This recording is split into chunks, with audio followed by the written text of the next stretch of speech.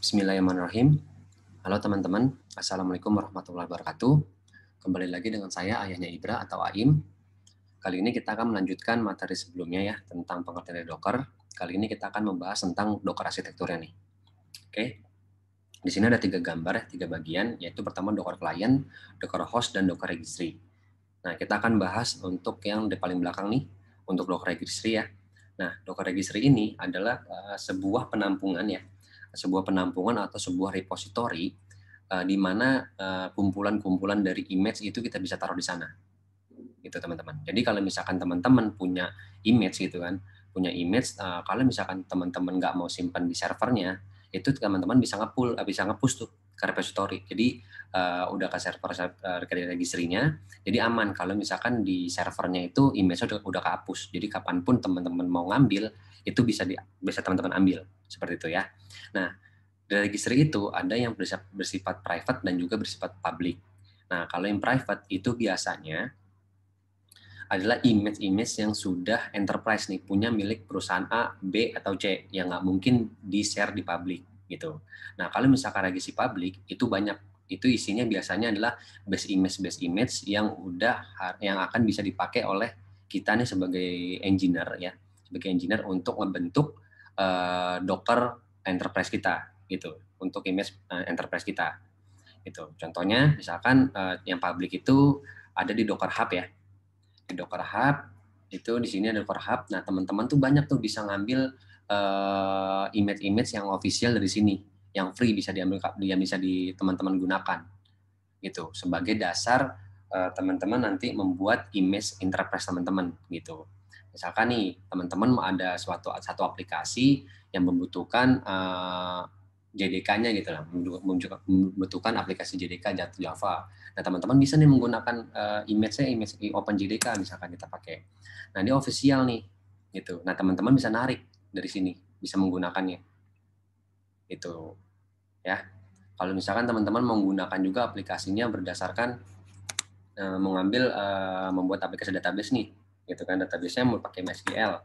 Nah, teman-teman juga bisa cari sini image-nya untuk MySQL bisa diambil. Nah, itu teman-teman ya. Jadi nanti ketika teman-teman ngepull image-nya si MySQL, nah teman-teman tuh pas ngeran Docker-nya nggak harus lagi tuh menginstal MySQL ya, nggak usah. Jadi tinggal teman-teman run, nah dia otomatis langsung jalan tuh MySQL-nya udah ada, gitu ya. Itu untuk registry. Kemudian untuk Docker host, nah Docker host ini adalah Docker servernya. Di sini adalah di mana server itu Docker daemon yang memanage image atau kontainer ya. Nah, Docker daemon atau Docker server itu dapat perintah dari Docker client gitu. Nah, Docker client itu cuma berisi tentang komen-komen dari perintah Docker gitu. Misalkan kayak Docker build itu bagaimana kita membuat image, kemudian Docker pull bagaimana kita mengambil image dari registry gitu kan. Kemudian Docker run bagaimana kita menjalankan image yang udah kita build tadi. Itu teman-teman. Ya. Misalkan contohnya ini saya di laptop saya, misalkan saya ketik Docker info. Nah, di sini laptop saya akan mengirimkan perintah ke Docker server untuk memberi balikan respon Docker info atau Docker server yang digunakan tuh versi berapa, seperti itu. Ya, info-infonya keluar di sini nih. Server versinya berarti Dockernya saya menggunakan yang 20, seperti itu teman-teman. Ya, kemudian Docker root directory-nya ada di varlib docker, gitu teman-teman. Jadi kalau Docker client itu isinya cuma komen-komen perintah ke Docker server. Kalau misalkan teman-teman mau lihat, lengkapnya bisa Docker help. Nah, di sini semua perintah-perintah yang akan dikirim ke Docker server. Itu teman-teman ya. Nanti next selanjutnya kita akan belajar tentang beberapa komen yang paling umum digunakan di Docker client untuk memanage Docker server ya, teman-teman. Oke. Nah, di sini sebagai contoh untuk flow-nya aja ya saya jelaskan.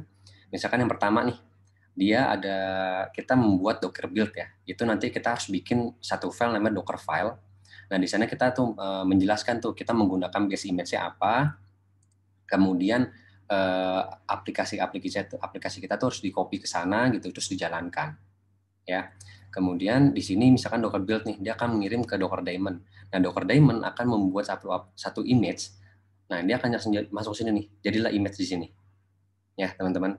Kemudian kalau Docker pull, ya dari sini Docker pull dia perintah nih, kasih perintah Docker pull misalkan Ubuntu gitu. Ubuntu yang versi latest. Dia akan ngirim ke Docker daemon. Nah, Docker daemon itu akan ngecek ke registry.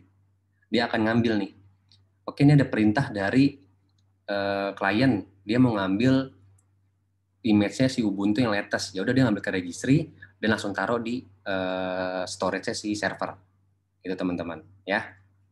Kemudian ketika kita perintah kasih Docker run gitu kan, Docker run, tolong dong jalanin image untuk yang CentOS tadi gitu kan. Kita jalankan, udah kita bikin kan tadi pertama nih kita bikin build nih, udah kita build jadi image, misalkan kasih nama image 1 gitu. Kita kasih perintah nih Docker run, kita jalankan image nomor 1 gitu. Dia akan kasih perintah nih Docker run ke Docker host, oh nomor 1 akan dijalankan gitu. Nah, image itu ketika dia berjalan, ketika dia running, ya itu akan kita sebut namanya kontainer, gitu teman-teman. Ya, bedanya itu. Jadi kalau image itu adalah belum jalan dia nih. Tapi kalau kontainer itulah image yang sudah kita jalankan, itu akan menjadi sebuah kontainer. Oke, teman-teman cukup sekian untuk sharing dan belajar kita tentang Docker arsitektur ya. Next kita akan belajar tentang komen-komen yang paling umum digunakan di Docker client ya.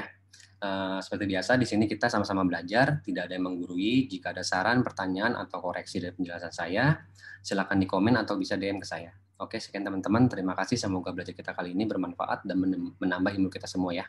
Assalamualaikum warahmatullahi wabarakatuh. Salam AIM.